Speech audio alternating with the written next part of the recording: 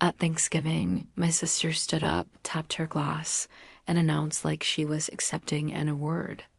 Mom and Dad are signing the house to me. Emily gets nothing. The room erupted. Cheers, whistles. Someone even yelled, "About time." I didn't clap. I didn't blink. I just smiled the way you smile when a storm hits. But you already know the roof is theirs, not yours. I set my fork down. "Dad," I said softly. "Should I tell them, or will you?" His face strained. My sister froze. And in that moment, everyone knew something was coming. Before I take you into what happened after that silence, tell me, where are you listening from tonight? It helps to know there are people out there who've lived through families like mine. My name is Emily Nolan. If you'd met my family before that Thanksgiving, you might have thought we were close. The kind of Midwestern picture people post on holiday cards, matching sweaters, smiling in front of a tree, pretending we never raised our voices, but families like mine don't break in loud, obvious ways. They crack in silence, in small choices about who gets listened to and who gets ignored. For as long as I can remember, I've lived in the quiet space where people only notice you when they need something. Jenna, my younger sister, never knew that space. She was the favorite, bright, loud, full of charm. The kind of girl relatives fawn over at gatherings, calling her a natural and a spark. I didn't hate her for it. I just learned early that I'd have to build my life on my own, because nothing was ever going to be handed to me the way it was handed to her. Growing up, I watched my parents pour attention into Jenna like she was a plant that needed constant watering. Dance classes, summer camps, private lessons, things I was told we couldn't afford when I asked. Later, when I moved to Chicago for work, they called it selfish, like choosing independence meant I was abandoning them. Meanwhile, Jenna stayed close, visiting every weekend, sliding into that perfect little mold they carved out for her. Still, I kept coming home for holidays, for my grandmother mostly. My grandmother, Evelyn Nolan, with a sharp mind and silver hair, was the only person in the family who looked at me with real pride. When she hugged me at the door, it didn't feel like an obligation. It felt like being seen. She'd tap my cheek and whisper, "You're stronger than they think." Then she'd slip back into her chair like she hadn't just given me enough fuel to last another year. This Thanksgiving felt strange before it even began. The air in the house was different, thick, expectant, like everyone had been let in on a secret I wasn't meant to hear. Mom was darting around the kitchen with that tight smile she wears when she's hiding something. Dad wouldn't meet my eyes for more than a second.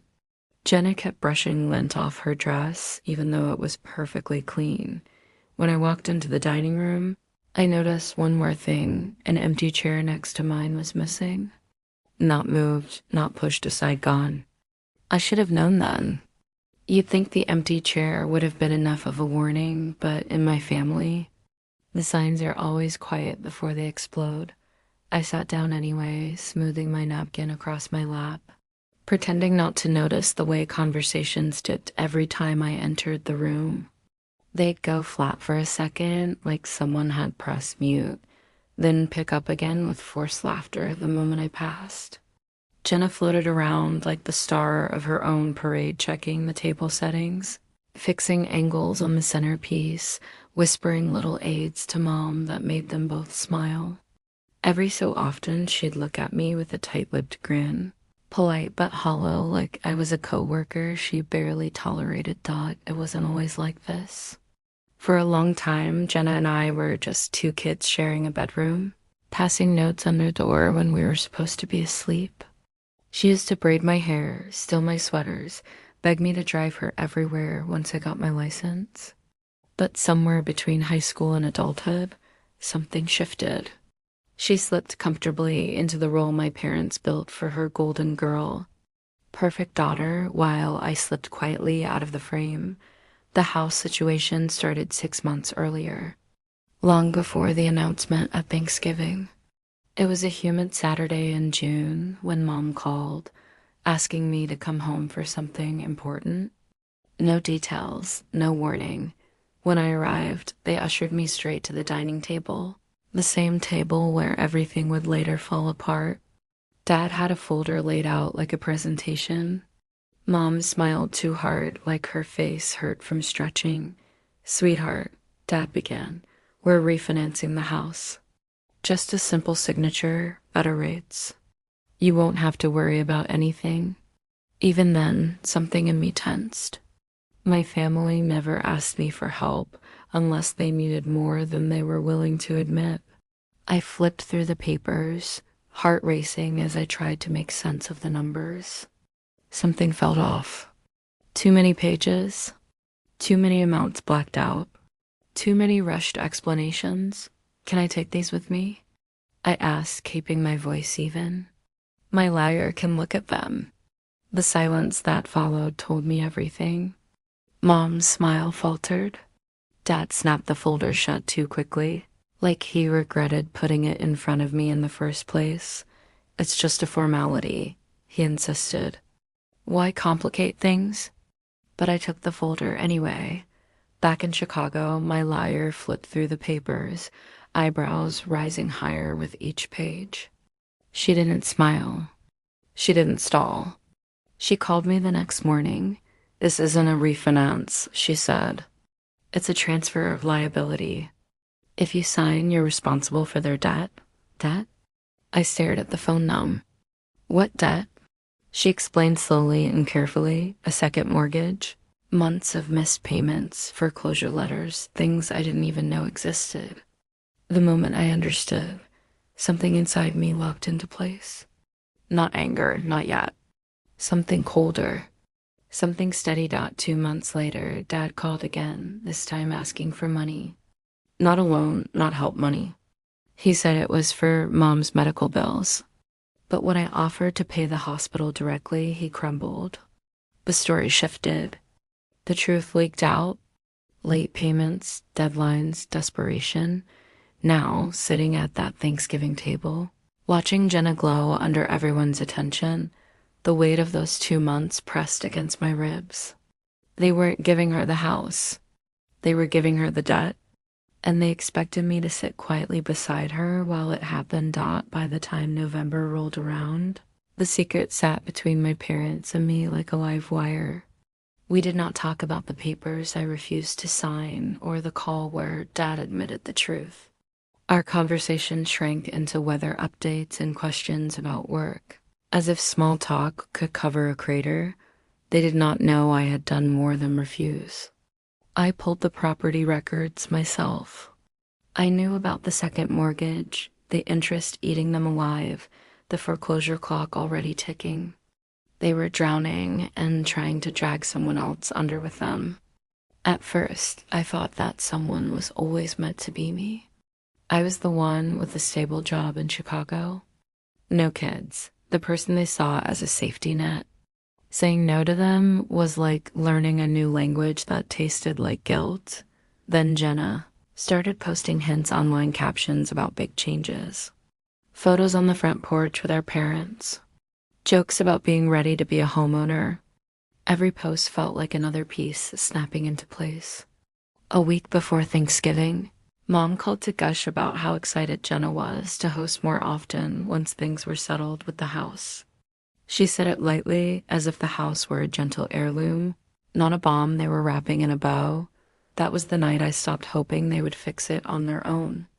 I went to my desk, pulled out a folder, and started filling it. Copies of overdue payments, notices, the summary pages that showed exactly how deep they were. I did not plan to humiliate them. I planned to make sure no one could say they did not know what they were walking into. On Thanksgiving morning, I drove back with that folder in my bag and a knot in my stomach. Part of me still wanted to believe they would pull me aside and admit the plan had gone too far. Instead, Mom met me at the door with a tight hug that smelled like perfume and strain. "You look beautiful," she said. "Jenna is going to be so happy you're here." The way she said, "Jenna," not "we," told me everything. Inside the dining room was set, extra leaves in the table, glasses shining, every chair filled but mine. My grandmother caught my eye from her usual spot and gave me a small nod, like she knew more than she was saying dot as I slid into my place. My hand brushed the edge of my bag. Paper against canvas. Proof against denial. If they were turning Miss Dinner into a performance, I was done playing the quiet extra when my sister rose from her seat and tapped her glass. I already knew I was about to watch the curtain lift on a performance they'd rehearsed without me. Jenna stood there glowing, her hair curled perfectly. The necklace her grandmother gave her catching the light like it had been chosen specifically for the moment she was about to steal. Mom and Dad are signing the house to me, she announced, voice bright enough to carry across every plate and every glass. Emily gets nothing. The room erupted before the meeting had even finished sinking in. Cheers, loud claps, a few whistles, and the kind of laughter people use when they think they're supporting something good. Someone actually slapped Dad on the back. My mother dabbed the corner of her eye like she was witnessing an engagement. I didn't nudge my glass. I didn't even blink. I just looked at Jenna and smiled, not wide, not warm. The kind of smile that holds the weight of everything you aren't saying yet. Then I lowered my fork onto my plate and asked Dad, should I tell them, or will you? The effect was instant. My words cut a wire. The room dropped into silence so heavy I could hear the radiator tick. Dad's hand slipped. His fork hit the plate with a metallic clatter that echoed. Jenna's expression pinched. Tell us what? People murmured. Around us, relatives leaned forward, scenting drama. My grandmother exhaled sharply, as if she'd been waiting for anyone, to stop pretending everything was fine. I reached into my bag, pulled out the folder, and placed it in front of me. I didn't open it yet. I just let it sit there, resting like a quiet threat. Before you celebrate Jenna getting the house, I said calmly, you should probably know the condition it's in. Dad tried to recover. Emily not here. Why not? He asked. You weren't embarrassed when you decided to sign it. Over to her without telling her about the debt, I replied, eyes steady on hers.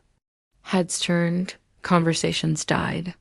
Jenna stiffened like someone had pulled a string tight inside her. What debt? She snapped. I finally opened the folder. A stack of bills and overdue notices stared up at us. I slid one page forward, the summary line in bold. They're behind on payments, I said, on 2 mortgages. The second one was taken out without telling anyone. They're months from foreclosure, maybe weeks. My mother's hand flew to her mouth. Dad reddened. Jenna blinked like she'd been slapped. That's not true, she said, voice rising. They would have told me. Did they tell you? I asked. My voice was quiet. That the house comes with over $100,000 in debt. That if you sign those papers, you're responsible for every overdue payment and every penalty. Something cracked in her expression. Doubt crept in. Dad tried again. You're making this sound worse than it is, Emily. We're handling it. Are you? I held up another page. Because this one says the bank isn't convinced you're handling anything. He lunged forward as if he could snatch the paper out of my hand, right there in front of 20 witnesses. I pulled it back before he could touch it. Stop, Mom begged. Please don't do this today. Why not? I asked. You chose today. The relatives started shifting in their chairs, some uncomfortable, some newly curious, a few openly furious at being included in the spectacle they hadn't been prepared for. My Aunt Diane was the first to speak. Daniel, she said sharply, is this true? Dad didn't answer. His jaw clenched so tightly I thought it might crack. Mom buried her face in her napkin. Jenna looked between them and me, but they said the house was mine. It was never a gift, I said softly. It was an escape route for them. They needed someone to carry the debt. First they tried to trick me. When that didn't work, they chose you. Jenna stood frozen in her sequin dress, shaking. Her fiancé, Tyler, leaned away from her slightly, like he wasn't sure if he should be associated with any of this. Is she lying? He asked. My parents? Mom sobbed. Dad didn't look up. That was enough. Tyler pushed back his chair and stood. You told me the house was paid off. You said we'd have a clean start. Jenna reached for him, but he stepped back. You expect me, he said, voice trembling between anger and disbelief, to start a life on a sinking ship? Tyler, please, someone tried. He shook his head. I'm not marrying into this. The room gasped collectively as he walked out past the turkey, past my stunned parents, out the front door without looking back. Jenna's legs gave out. She dropped into her chair, hands shaking, mascara smudging down her cheeks. For the first time in years, she looked like the little girl who used to crawl into my bed after nightmares. This isn't my fault, she whispered. I didn't know. I know, I said quietly. Dad slammed his palm onto the table. You ruined everything, he shouted. No, I said. You ruined everything the minute you tried to hand your debt to your children like it was an inheritance. You're tearing this family apart, Mom, someone said. It was already broken, I added. I'm just refusing to keep sweeping the pieces under the rug. A murmur rippled among the relatives, agreement, disappointment, judgment, the kind that stings more because it comes from witnesses who saw everything. My grandmother stood slowly, using the table for balance. Her voice, though thin, carried more authority than anyone else's. I taught you better than this, she said to my father. Your daughters are not lifeboats for you to climb into. Dad shrank. Mom wept harder. Jenna finally looked up at me, eyes hollow. What do I do now? She asked. The question hit deeper than she meant, not because I had the answer, but because she was finally asking the right person.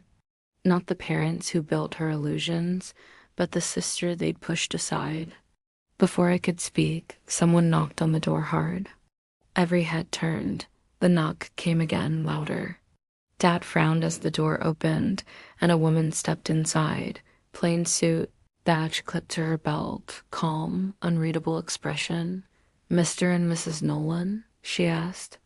I need to speak with you regarding your mortgage records. The room erupted again, this time in a wave of disbelief. Mom nearly collapsed. Dad went white. Jenna grabbed the edge of the table as if it were the only thing keeping her upright. I didn't move. I just sat there breathing slowly, watching the truth finally land where it belonged. Why is she here? Dad whispered, voice cracking. The investigator didn't blink. We received a report of potential financial misconduct. I have a few questions. You could have heard a pin drop. Not one person shared now. Emily, Mom sobbed. Tell her you misunderstood, please. I didn't answer not yet, because the truth was only beginning to unravel. When the investigators stepped into the house, everything that had held my parents together finally snapped. She asked calm, measured questions about payments, overdue notices, the second mortgage. Each answer they avoided made the room feel smaller. Relatives drifted away from them like they were stepping back from a fire. Jenna sat motionless, hands shaking in her lap. She wasn't angry anymore, just emptied out, like someone had drained the color from her. My grandmother stood behind her, resting a hand on her shoulder, steady and silent. When the investigator left with the documents, the house fell into a heavy quiet. Mom tried reaching for me. Dad muttered that I'd embarrassed them. Neither apology nor blame landed. I picked up my coat. Don't go, Jenna whispered. I'll still be here, just not Vanilla Eyes anymore, I told her. In the weeks that followed, everything shifted. My parents were forced to confront what they'd built layer after layer of secrecy, excuses, and debt. The house went up for sale. They moved into a small apartment across the city, quieter than they'd ever been. No more grand announcements, no more golden child illusions. Jenna started therapy. She called me often, sometimes to cry, sometimes just to sit in silence on the phone. She told me she finally understood why I'd stopped letting our parents speak for me. As for me, I learned something I should have known years ago. Telling the truth isn't betrayal. Hiding it is. Families built on denial always collapse eventually. If you've ever had to stand alone at a table full of people who claim to love you, tell me where you're listening from. And after hearing my story, what would you have done?